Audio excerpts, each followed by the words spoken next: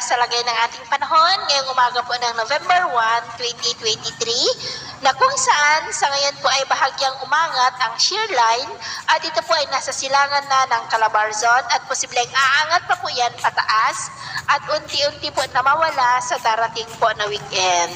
Samantala, ang amihan naman ay patuloy pa rin ang pag-ihip sa malaking bahagi ng Luzon na nagdudulot po ng preskong panahon. Ang LPA naman ay papahina na po at posibleng malusaw na yan anytime at base nga po sa datos ng JTWC o yung Joint Typhoon Warning Center ay nag-dissipate na po ito. At sa atin pong long-range forecast ay nananatili naman po na walang bagyo na nakikita na tatawid dito sa ating bansa for the next 5 to 7 days. Pero nananatili pa rin na may isang banta ng bagyo dito sa ating bansa sa kalagitnaan po ng buwan na ito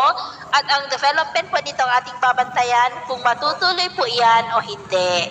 At sa lagay po ng ating panahon ngayon ay generally fair weather sa malaking bahagi ng ating bansa pero dahil sa amihan at shear line ay may mga isolated rains ngayong madaling araw sa ilang bahagi ng Bicol Region, Calabarzon at yan po sa silangang bahagi ng Cagayan maging po sa ilang bahagi ng Mimaropa. At mamaya ay sisikat ang araw sa malaking bahagi ng Visayas at Mindanao pero dahil pa rin sa amihan at shear line ay may mga isolated rains dito po sa ilang bahagi ng Cagayan Valley, ilang bahagi ng Calabarzon, Bicol Region at Mimaropa. At mamayang hapon, posibleng malalakas na ulan ang mararanasan po dito sa malaking bahagi ng Northern Luzon,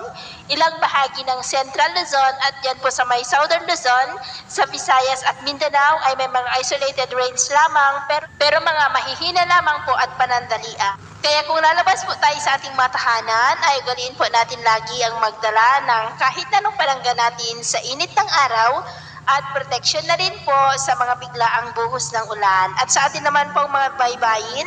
dahil po sa amihan at shear line ay matataas na po ang mga alon sa seaboard po ng Ilocos Norte, seaboard ng Cagayan, Babuyan Islands, Batanes, Isabela hanggang dyan po sa may Polillo Island. Ang mga alon po ay posibleng aabot hanggang po sa 2 to 2.7 meters height. Iwasan po muna natin ang papalaot, lalo na po dyan sa mga may kulay pula para mas makaiwas sa mga sakunang pangkaragatan.